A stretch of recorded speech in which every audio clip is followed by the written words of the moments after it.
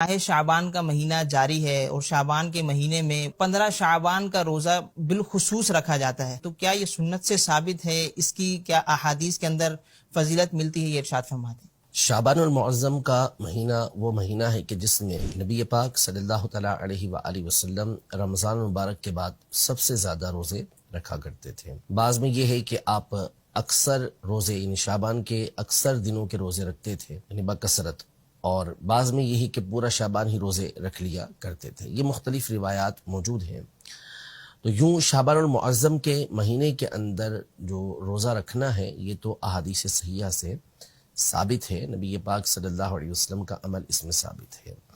اب رہا خاص 15 شعبان المعظم کا روزہ رکھنا، تو اس حوالے سے بھی ایک حدیث مبارکہ جو سنن ابن ماجہ کے اندر موجود ہے،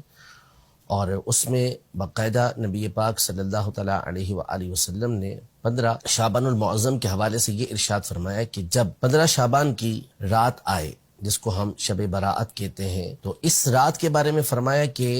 قوموا لیلہا، اس کی رات کو قیام کرو، یعنی رات عبادت کرو، اور صوموا نہارہا، اور اس کے دن میں روزہ رکھو۔ تو خاص اس دن کے حوالے سے نبی پاک صلی اللہ علیہ وسلم نے روزہ رکھنے کا حکم ارشاد فرمایا۔ اگرچہ کہ سند کے اعتبار سے اس حدیث پر کلام کیا گیا ہے، ایسے ضعیف کہا گیا ہے، لیکن جس طرح اصول محدثین کی روشنی میں اس حدیث کو ضعیف قرار دیا گیا ہے، یوں ہی محدثین کے اصول کی روشنی میں یہ بات بھی بالکل واضح ہے کہ فضائل اعمال کے اندر جہاں پر کسی عمل کی فضیلت آئی ہو، ترغیب دی گئی ہو، تو اس میں ضعیف حدیث پر عمل کرنا یہ بالکل جائز اور مستحب کام ہوتا ہے۔ تو نبی پاک صلی اللہ تعالیٰ علیہ وآلہ وسلم کی اس حدیث مبارکہ کی روشنی میں خاص 15 شعبان کا روزہ رکھنے کا حکم بھی ہوا، اور اس رات قیام کرنے کا یعنی عبادت کرنے کا بھی حکم ہوا، اور ویسے بھی دیگر احادیث طیبہ جو صحیح ستہ کے اندر موجود ہیں، صحیح حدیثیں ہیں، اس میں یہ مذکور ہے کہ نبی پاک صلی اللہ تعالیٰ علیہ وآلہ وسلم شعبان کے اکثر دنوں کے روزے رکھا کرتے تھے۔ اور جب آپ سے اس بارے میں پوچھا گیا کہ آپ اس مہینے کے روزے خاص طور پہ کیوں رکھتے ہیں، تو آپ علیہ الصلوۃ والسلام نے ارشاد فرمایا کہ اس مہینے میں اعمال اللہ کی بارگاہ کے اندر پیش کیے جاتے ہیں،